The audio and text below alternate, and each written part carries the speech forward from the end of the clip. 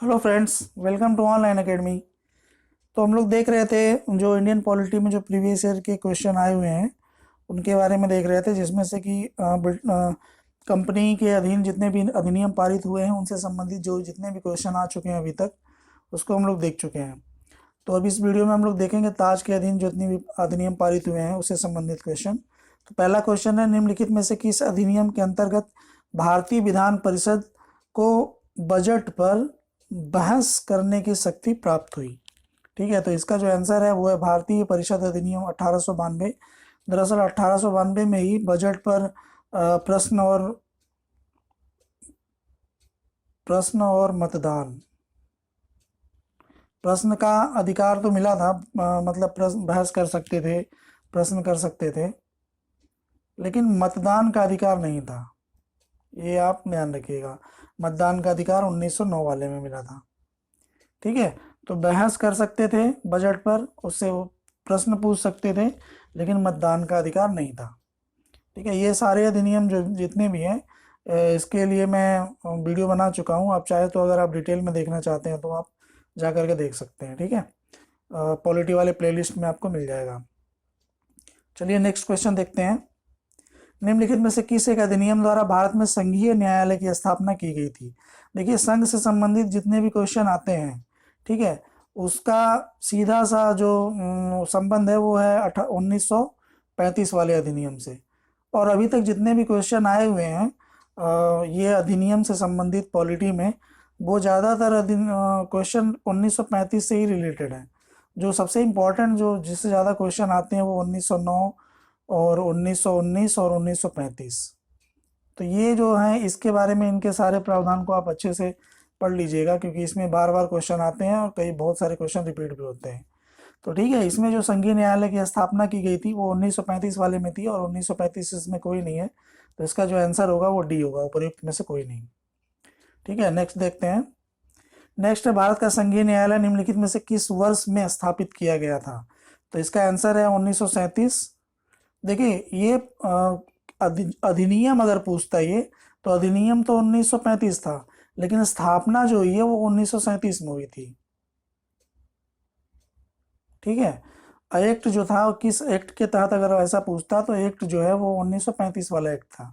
ठीक है, तो अभी मैंने जो पहले वीडियो में बताया था कि जो उस समय कलकत्ता में जो सर्वोच्च न्यायालय था उसकी उसके जो पहले न्यायाधीश थे वो थे आपके मुख्य न्यायाधीश, वो एलिजा एम्पे थे। लेकिन यहाँ जो 1937 में जो सर्वोच्च न्यायालय की स्थापना हुई है, संघीय न्यायालय की जो स्थापना हुई है, उसके जो पहले सीजेआई थे, मतलब मुख्य न्यायाधीश थे, उनका नाम था मॉरिस ग्वेयर।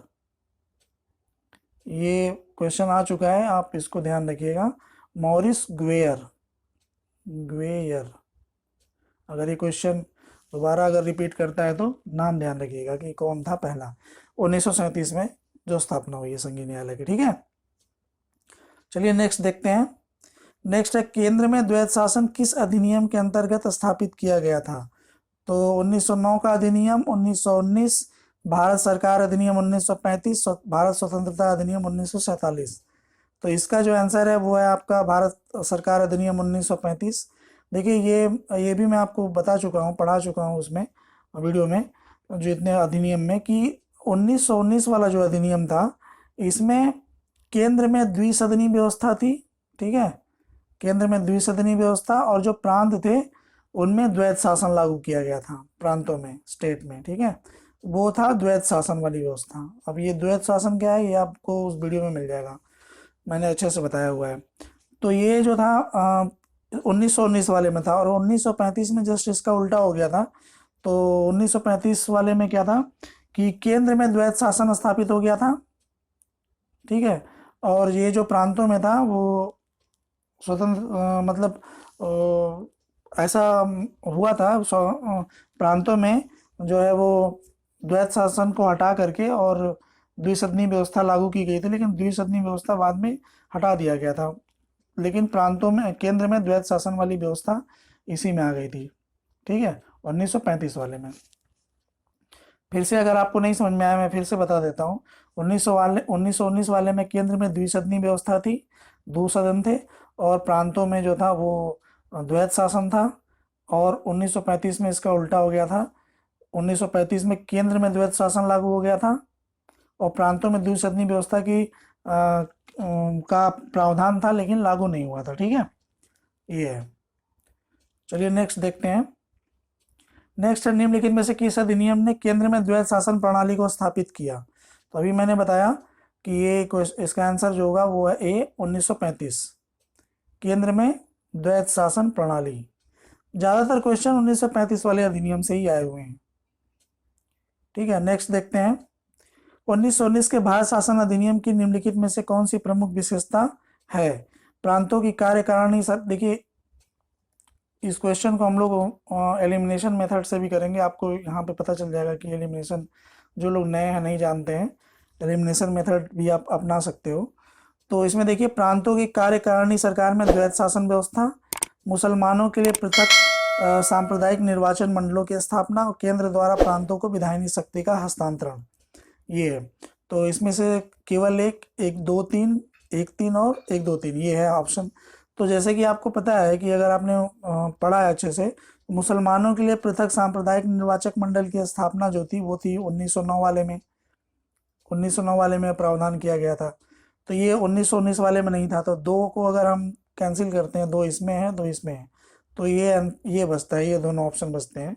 तो इस ऑप्शन में हम अब इसमें एक भी कॉमन है, तो हम केवल अगर तीसरा ऑप्शन अगर पढ़ते हैं तो भी हम क्वेश्चन को जल्दी से कर सकते हैं। ठीक है, यही है एलिमिनेशन मेथड। अगर आप नहीं जानते हैं तो ये जान लीजिए, अगर आप नए हैं तो। ठीक है, तो इसमें हम एलिमिनेट करते जा रहे हैं। तो अगर इस तरह से आप देखेंगे कि अब आपके पास दो ऑप्शन बचता है, केवल एक और एक और तीन। तो केंद्र द्वारा प्रांतों को विधायी शक्ति का हस्तांतरण, ये जो व्यवस्था थी वो 1919 वाले में थी। तो इस तरह से इस तीन होगा, तो इसका मतलब इसका आंसर सी होगा। ठीक है, तो और ये आपको अगर अच्छे से पता है तो प्रांतों की कार्यकारिणी सरकार में द्वैत शासन की व्यवस्था की गई थी इसमें 1919 वाले में भी, हमने पिछले वाले क्वेश्चन में बताया ये। तो आप दोनों अगर पूरा जानते हैं तो अच्छी बात है, नहीं तो आप तीसरा भी अगर जानते हैं तो तीसरा कर लेंगे, तो क्वेश्चन का आंसर कर लेंगे। ठीक है, चलिए नेक्स्ट देखते हैं। भारतीय विधान पालिका प्रथम बार द्विसदनीय बनाई गई 1892, 1919, 1909, 1935। तो जो द्विसदनीय, मैंने बताया ना, ये सेंटर में बना हुआ था, केंद्र में द्विसदनीय व्यवस्था थी। तो इसका जो आंसर है वो 1919 वाले में प्रथम बार। ठीक है, तो आंसर इसका 1919 है। नेक्स्ट देखते हैं। नेक्स्ट है, केंद्र में कौन सा एक्ट द्विसदनीय विधायिका लाया? फिर से वही 1919। ठीक है, अभी मैं तब बता चुका हूँ 1919। चलिए नेक्स्ट देखते हैं। राष्ट्रपति के अध्यादेश निर्गत करने की शक्ति प्रेरित है। तो इसका जो आंसर है वो है 1935 का अधिनियम। देखिए 1935 के अधिनियम में ही राष्ट्रपति, मतलब ये जो राष्ट्रपति के अध्यादेश निर्गत करने की शक्ति प्रेरित की बात कर रहा है। तो ये जो हमारे संविधान में जो इसकी एंट्री हुई है वो 1935 के अधिनियम से हुई है। और वर्तमान में हमारे संविधान में ये जो है वो आर्टिकल 123 में है। राष्ट्रपति की अध्यादेश जारी करने की शक्ति जो है वो आर्टिकल 123 में है, 123, ये ध्यान रखिएगा। और ये जो प्रावधान था ये 1900 भारत सरकार अधिनियम 1935 के अधिनियम से ये प्रावधान लिया गया था। दरअसल ये अध्यादेश वाली जो शक्ति थी, अध्यादेश जारी करने वाली, ये 1861 के जो विधान 1861 में के अधिनियम में भी ये प्रावधान था कि जो वायसराय था वो विधान परिषद की अनुमति के बिना भी अध्यादेश जारी कर सकता था। ठीक है, ये 1861 के एक्ट में ये प्रावधान था। तो ये तो मतलब उस समय बस ऐसे ही था, लेकिन हमारे संविधान में जो लिया गया है वो 1935 वाले अधिनियम से लिया गया है। तो ये आप जो दो तीन फैक्ट मैंने बताया आपको, 1861 वाला विधान परिषद में ऐसा था कि वायसराय जो है वो विधान परिषद की अनुमति के बिना भी अध्यादेश जारी कर सकता है, ये भी ध्यान रखिएगा। उस समय शायद उसमें मैं जब पढ़ाया है तो उसमें ये चीज़ नहीं बताया है, तो यहाँ आप ध्यान रखिएगा। ठीक है, चलिए नेक्स्ट देखते हैं।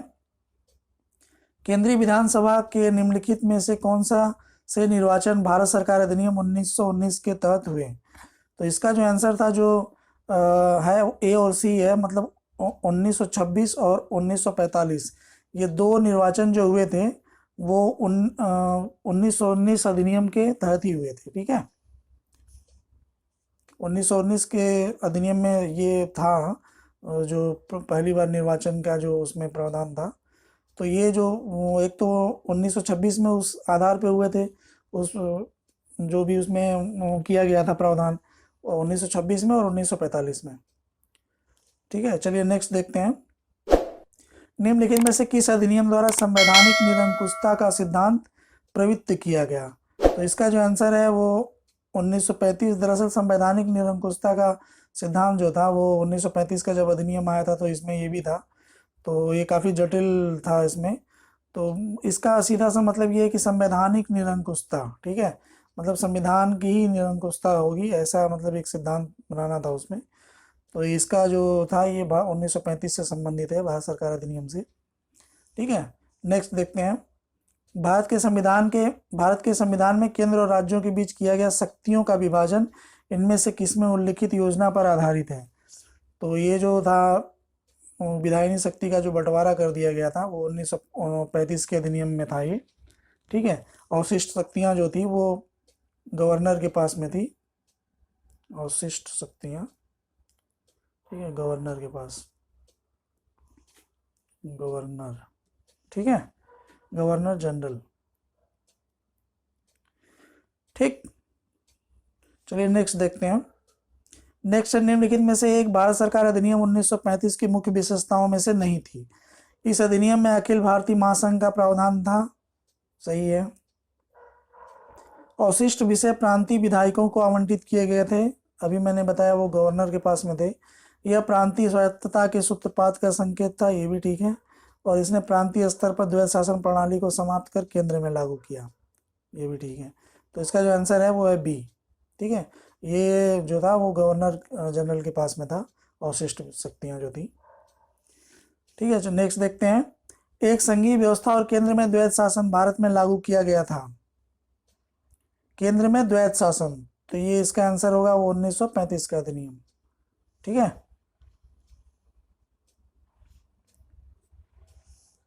चलिए नेक्स्ट देखते हैं। अखिल भारतीय महासंघ स्थापित करने का प्रावधान शामिल किया गया था, तो जितने संघ की बात होती है वो 1935 वाला अधिनियम होता है, जितने संघीय प्रावधान जो भी थे वो 1935 वाला अधिनियम था, ठीक है। नेक्स्ट देखते हैं। निम्नलिखित में से किस एक अधिनियम ने भारत में संघीय प्रशासन की व्यवस्था दी थी? फिर से वही रिपीटेड क्वेश्चन, 1935 का अधिनियम है, संघीय व्यवस्था, भारत में संघीय शासन, ठीक है। नेक्स्ट देखते हैं। 1935 के अधिनियम द्वारा स्थापित संघ में अवशेष शक्तियां किसको दी गई थी? अभी मैंने बताया गवर्नर जनरल को। देखिए इसमें आप कंफ्यूज मत होइएगा, गवर्नर जनरल, प्रांतीय गवर्नर, ठीक है। तो अगर ये तो मान लो दो तो कंफर्म होगा कि नहीं होगा, लेकिन अगर कभी आप लोगों को कंफ्यूजन होने लगे कि प्रांतीय गवर्नरों को या गवर्नर जनरल को, तो ये गवर्नर जनरल के पास में था, ठीक है। नेक्स्ट देखते हैं। निम्नांकित में से कौन सा एक भारत शासन अधिनियम 1935 में स्वीकार हुआ महत्वपूर्ण और स्थायी अवयव नहीं है? तो इसमें जो था देश के लिए लिखित संविधान, विधानमंडल के लिए निर्वाचित एवं जवाबदेह प्रतिनिधि, एक संघ की योजना पर विचार, विधानमंडल के लिए सरकारी सदस्यों का समवाचित मतलब नॉमिनेट किया जाना, तो ये तो था पक्का। और ये संघ की ये भी बात थी, विधानमंडल के लिए निर्वाचित एवं जवाबदेह प्रतिनिधि, ये भी थी। लिखित संविधान, दरअसल जो देश के लिए लिखित संविधान शब्द का जो था प्रयोग वो क्रिप्स मिशन में हुआ था पहली बार, क्रिप्स मिशन 1942, ठीक है।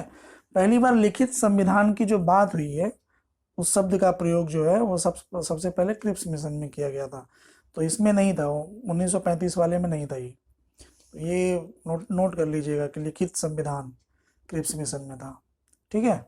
चलिए नेक्स्ट देखते हैं। 1935 का गवर्नमेंट ऑफ इंडिया एक्ट क्यों महत्वपूर्ण है? यह भारतीय संविधान का प्रमुख स्रोत है, इसके द्वारा भारत को स्वतंत्रता मिली, इसके द्वारा रियासतें समाप्त हुई, इसमें भारत विभाजन उल्लिखित है, तो इसका आंसर वही है। मैंने आपको बता दिया कि ये हमारे संविधान का सबसे बड़ा स्रोत यही है, 1935 का अधिनियम, इसी से ज़्यादातर प्रावधान हमारे संविधान में लिए गए हैं, तो इसीलिए ज़्यादा इम्पोर्टेंट है, ठीक है। चलिए नेक्स्ट देखते हैं। निम्नलिखित अधिनियमों में से किस अधिनियम के फलस्वरूप बर्मा भारत से अलग हुआ? गवर्नमेंट काउंसिल एक्ट 1909, 1919, 1935 या 1947? तो देखिए इसका आंसर जो है वो ये था, गवर्नमेंट ऑफ इंडिया एक्ट 1935। तो बर्मा इस एक्ट के तहत भारत से अलग हुआ, लेकिन अलग कब हुआ था? ये हुआ था 1937 में। तो अगर ऐसा पूछे कि बर्मा भारत से अलग कब हुआ, किस सन में हुआ, तो ये था 1937 में अलग हुआ था। ठीक है, लेकिन किस अधिनियम के तहत हुआ था या फलस्वरूप हुआ था? वो था 1935 का अधिनियम। ठीक है, तो इस तरह से हमने जो था वो ब्रिटिश क्राउन के अधीन जितने भी अधिनियम पारित हुए थे वो हम लोगों ने देख लिया। अब नेक्स्ट वीडियो में मिलते हैं आपसे, तब तक के लिए धन्यवाद।